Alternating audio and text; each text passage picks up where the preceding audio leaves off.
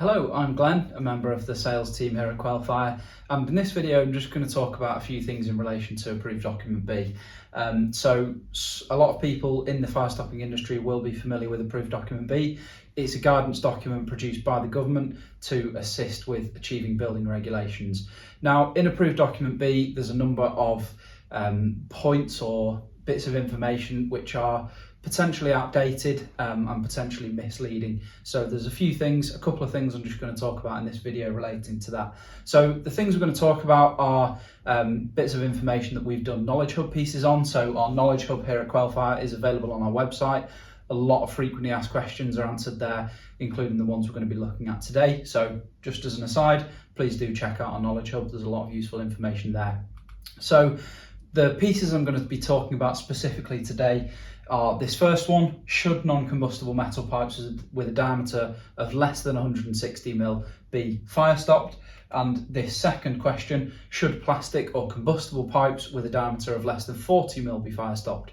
Now, both of these questions are raised as a result of some of the information in Approved Document B, and essentially Approved Document B is stating no, they don't, in answer to these questions. But our response at Quelfire, from our years of experience with fire testing and understanding of how things happen, is that yes, the answer to both these questions is yes. So starting with non-combustible metal pipes with a diameter of less than 160 mm, they certainly do need fire stopping. Obviously, from an integrity point of view, the view is typically that a metal pipe is not going to melt, so you're not going to have that integrity failure. However, what we do know is that particularly with the BSEN 1366 Part 3 requirement requiring an insulation rating, metal pipes transfer a huge amount of heat through the seal. So if a metal pipe of less than 160 mm in diameter is not fire stopped, or fire stopped with any test evidence to base the detail on, there is a good chance that that will fail an insulation rating. You'll get a huge amount of heat transferring through that metal surface, potentially causing items on the non-fire side of the wall or floor to self-combust, which then, although the fire itself is not physically spreading, can still cause the fire to spread and impact that compartmentation, break that compartmentation down. So there's a lot more information in the Knowledge Hub, so please do check that out. We go into a lot more detail on it there. The second question: should plastic pipes with a diameter less than 40 mm be fire stopped?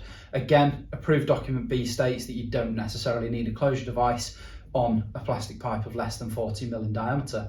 Now, again, BSEN 1366 Part 3, part of the requirement of that test standard is that any specimen needs to meet various requirements. So obviously there should be no sustained flaming, and they also do a gap gauge test, which is to ensure that no gap greater than 25 mm in diameter appears at any point during the test. Now, a 40 mm plastic pipe, if that went through a BSEN 1366 Part 3 fire test with no closure device on it, it would fail on those points. So you're likely to have sustained flaming, and as soon as that plastic pipe has melted, within the first few minutes of the fire, the test laboratory are going to be able to get the 25 mm gap gauge into that hole. So again, within the first few minutes of the test, it will have failed from an integrity point of view. So hopefully that brings some clarity to those questions. Again, there's a lot more information and a lot more detail discussed in the Knowledge Hub piece there.